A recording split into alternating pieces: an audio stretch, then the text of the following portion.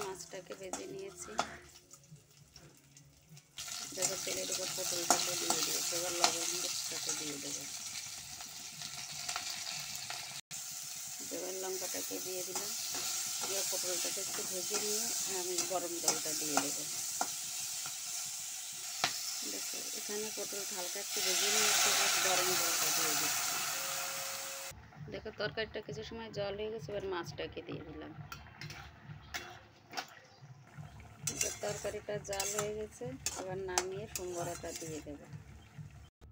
এবার তেলটা গরম হয়ে গেছে, এবার জিরে রাঁধুনিটা দিয়ে দিলাম।